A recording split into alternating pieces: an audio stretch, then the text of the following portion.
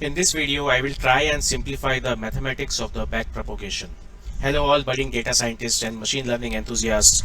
My name is Neeraj Sabnani and I welcome you to Artificial Intelligence and Machine Learning Simplified.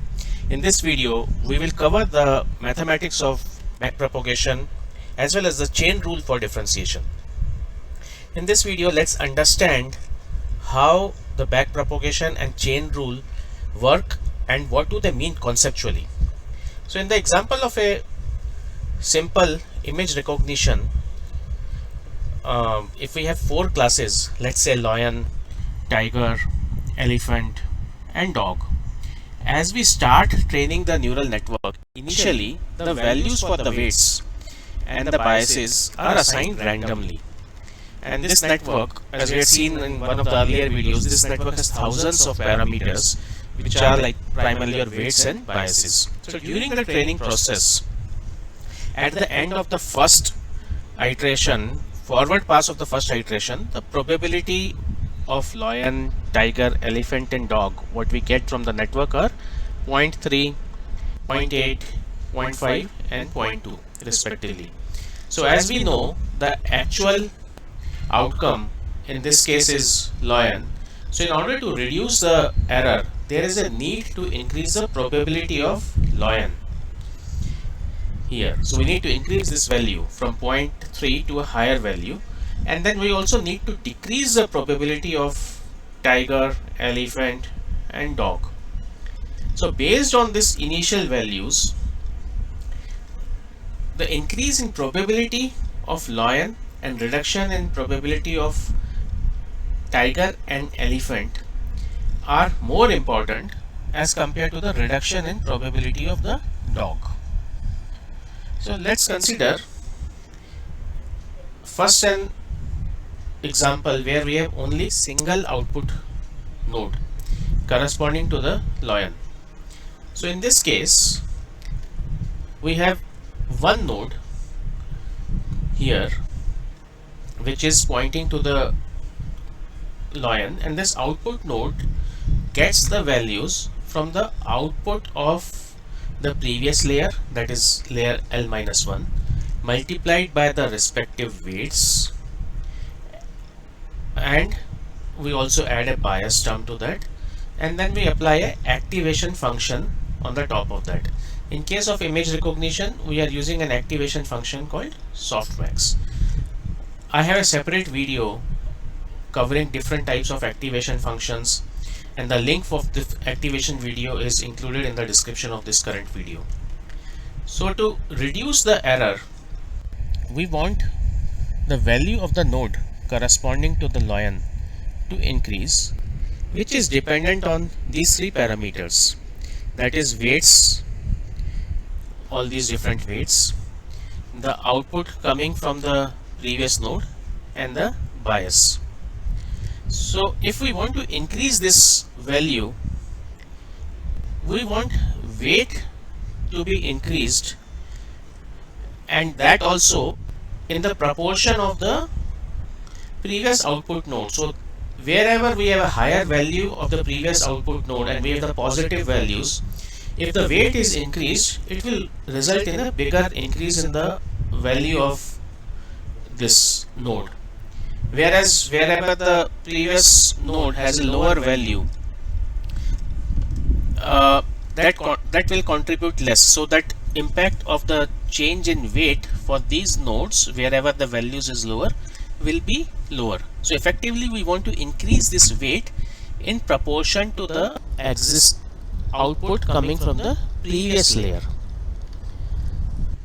Similarly, an increase in the bias will also help us in increasing the value of this output node. While we may not be able to update the or have a control on the values of the output coming from the previous node, which is in turn dependent on the weights and the biases contributing to this node, but we can at least influence the weights and the bias coming on to this node, and we can make these changes corresponding to the output node such that this value increases. So if we have to make this value, we have to increase this value, we have to make different changes in all these weights and the biases, and this is denoted here with this set of arrows. Some of them are increasing, some of them are decreasing. If we want to decrease the output value of the other nodes corresponding to tiger, elephant and dog, for this decrease in their value, the weights and biases have to be adjusted correspondingly in the previous node as well. So if I look at for the tiger, this set of changes shown here corresponding to the adjustments to be made for the node which is giving a 0.5 probability for the tiger. This set of changes are the changes corresponding to the adjustments to be made for the node showing a 0.6 value for the elephant, and again for the changes for the dog we have captured the corresponding changes in the weights and biases through this representation. So as we train the neural network, all these modifications of the weights and biases have to be combined together to form the new weights and biases. All of these have to work together for us to update the weights and bias of this layer. And in this example we have considered only one example where the output is corresponding to the lion. So this node where the actual output was lion, we just looked at the example corresponding to that. However, as we train the neural network, we have to look at all the examples, we have to cover all the classes, such that network is also able to predict and classify other classes like tiger, elephant and dog corresponding to those images. And this total change for a node is a cumulative change required for based on all the examples and all the classes. We saw in an earlier video when we consider one example and we call it as a loss function, and it is a deviation of predicted and the actual output for one example. Whereas when we look at the cost function, it is derived by considering the average of all the data set, all the examples. So to simplify the mathematics and to have some intuitive approach around it, let's consider a simple network having one node per layer, and then we can later on generalize it to having multiple nodes per layer, because in the typical neural network we have multiple nodes per layer. So in this visual we are showing 3 nodes, and the output node is OL, and the output is generated from this node OL. We have a previous node which is known as OL minus 1, and this is passing on the information to the output layer OL. And in this example we see the output value is 0.5 from this layer or the last node OL, whereas the desired output is 1. So we have an error in this case, which is computed by y hat minus y whole square, and in this case will be 0.5 minus 1 whole square. So as we zoom in and look at how this value of OL is computed, it is actually made up of 2 parts. It gets the inputs from the previous layer, that is OL minus 1, which is multiplied by weights, and then a bias term is added to it.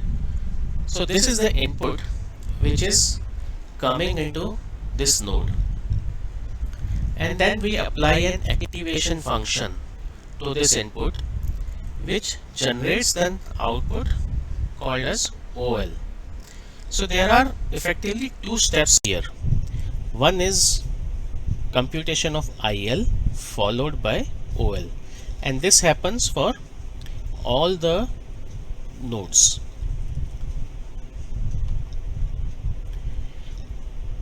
So in this visual we are seeing that IL is dependent on value coming from the previous node, bias and weights, and OL is then in turn dependent on IL.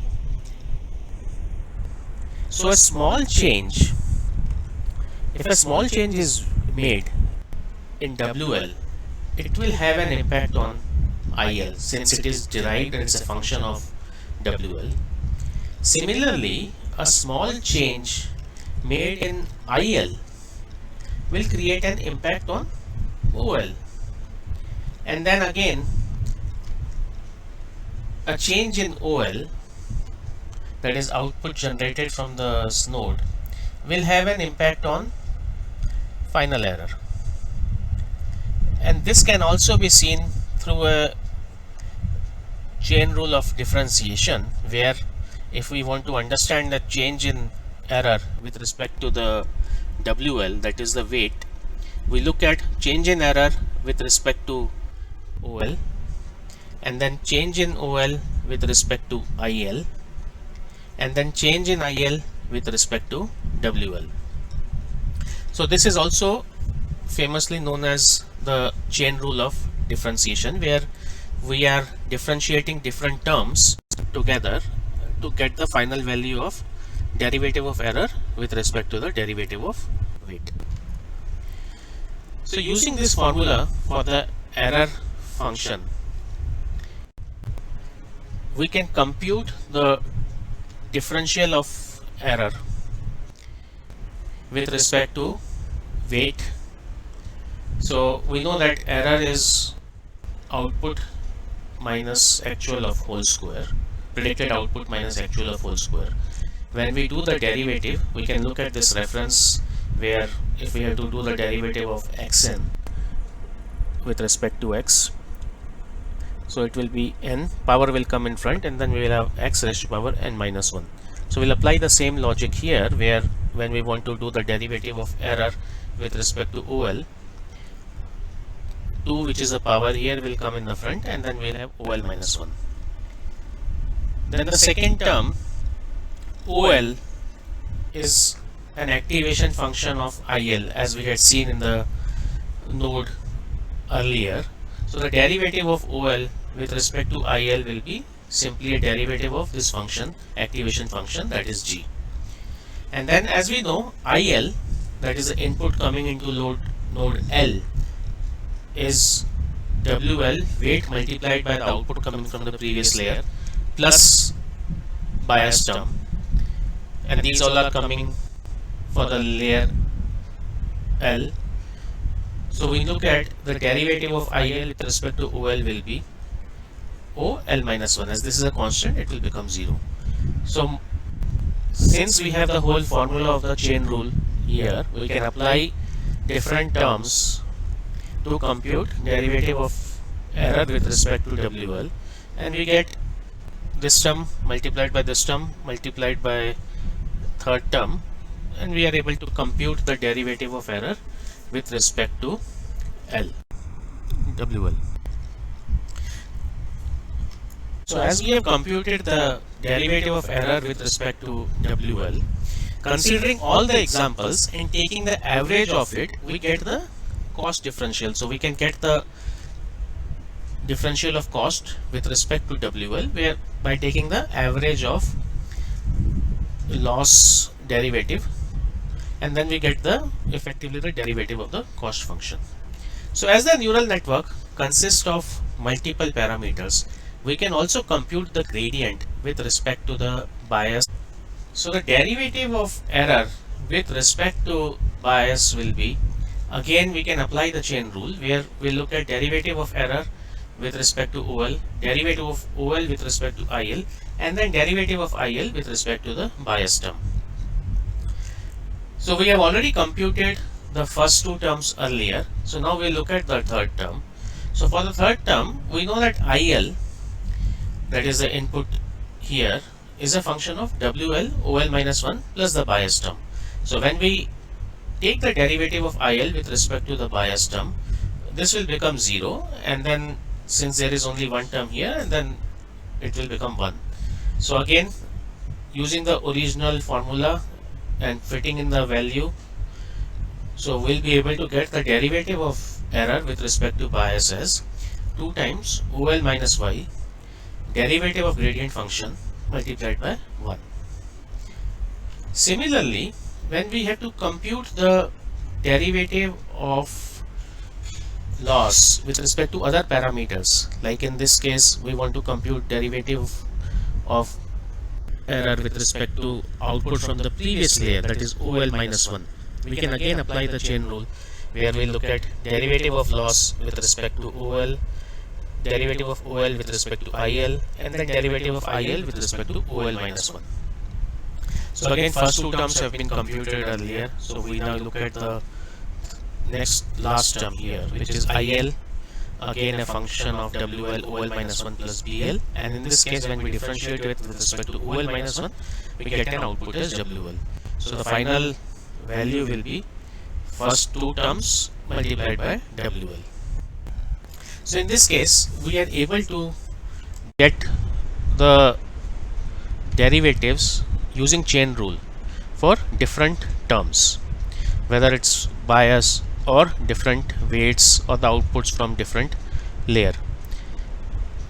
Now next is we can generalize the formula of neural network having multiple nodes, because in the current example we just consider one node per layer. Now we can generalize it to a network having multiple nodes in each layer. So in this visual we have an output layer having 3 nodes denoted by the J. So basically jth node here is denoted by OJ and superscript L, which denotes the layer L, and we have 4 nodes in the layer L minus 1, and we are denoting it by O subscript K superscript L minus 1. So again we are saying it is a kth node in the layer L minus 1, and we also denote the weight here with WJK, which means it is pointing to the node J from the node K, and the node J is in layer L, and that's why we call it as WJK superscript L. Now the input which is coming to node OJ is coming from all the nodes from the previous layer, and the error in this case will be summation of error, which will be derived by comparing the predicted output across all the nodes from the last layer. So earlier we had only one record, but now we have to do the summation for all the nodes here in the last layer, that is layer L. And then the inputs which are coming to the node J are coming from all these previous nodes. So we are looking at WJ0 as the weight from the 0th node multiplied by the output from the 0th node. Then we look at WJ1 as the weight coming to the jth node from the first node of the previous layer multiplied by O1. Similarly, WJ2 WJ2 here as the weight going to the jth node multiplied by the output on the second O2, and then from the last node we are getting the output, and then we multiply it with the weight, and then we finally add the bias term. So this is the input which is going to the jth node. So we can look at this is the input which is going to the jth node. Again we apply a transformation function G here, and then it gives us the output J on the superscript L. So output for the layer L. Again to calculate the derivative of error with respect to a weight, it will be simply using the chain rule, where derivative of error will be first computed with respect to oj, and then oj's derivative will be computed with respect to ij, and then ij's derivative will be computed with respect to the wjk. So in terms of this derivative of error with respect to w, there is not much difference as compared to where we had a simple example of one node per layer.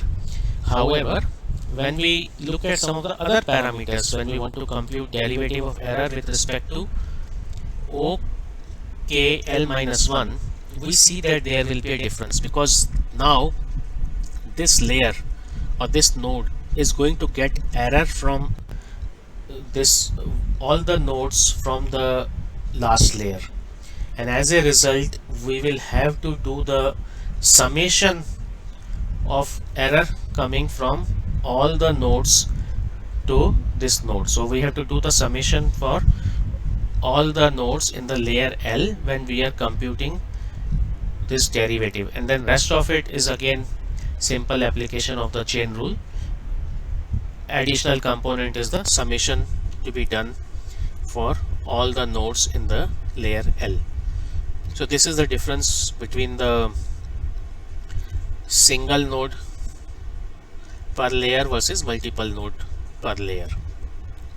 So I hope you would have understood and conceptualized some of these concepts on the chain rule and how it is used to compute the derivative, how it is used to compute the derivative of different parameters, how the back propagation helps in reducing the error and the weights.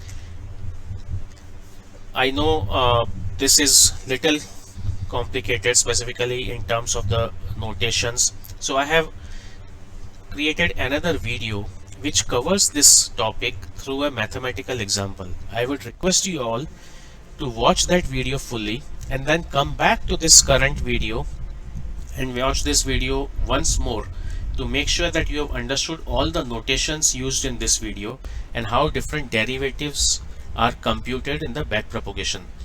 Thank you all for your patience and interest in going through this video. I hope you found this video useful. Please like this video by clicking on the like button and share it with your friends. Kindly subscribe the channel to receive new updates. Thank you all and happy learning.